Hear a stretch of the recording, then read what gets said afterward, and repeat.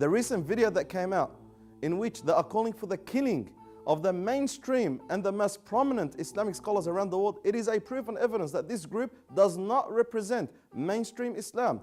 The recent threats by ISIS on people like myself and other imams will only increase us in motivation and enthusiasm to continue speaking against this group, because they just gave us something in our hands to prove that these people are a cult, these people do not represent Islam, these people do not represent the teachings of Islam, do not represent the teachings of the Prophet Muhammad sallallahu alaihi wasallam, do not represent the teachings of Ahl Sunnah. And that's why we will continue countering groups like this. One of the reasons that ISIS had listed people like myself and other prominent imams around the world to be on the hit list, on the kill list, to be killed wherever we are, is because we are people who are calling for integration and respect with others. And amongst the things that we've called for is what the Islam had taught us. The authentic teachings of the Sharia, the authentic teachings of the Prophet Muhammad ﷺ is to abide by and to respect the land that you live on. That's what Islam is about. And if ISIS doesn't like it, well, ISIS doesn't like the authentic teachings of Islam. ISIS are the enemies of Islam. They've always been the enemies of Islam. More Muslims had suffered on the hands of ISIS. More Muslims have been killed on the hands of ISIS. And people like myself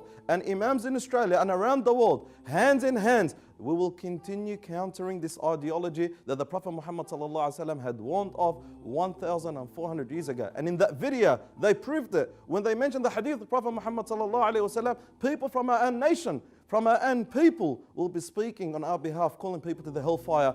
Without a doubt, I could see ISIS to be that group. They are the ones who are standing on the gates of the hellfire, inviting people to the hellfire under the perception of Islam. Islam is not ISIS, and ISIS is not Islam. We ask Allah subhanahu wa ta'ala to protect us, and inshallah, we will continue to be strong, united against ISIS and any form of extremism, any form of radicalization. And my message is, we as Muslims, we are stuck in between two.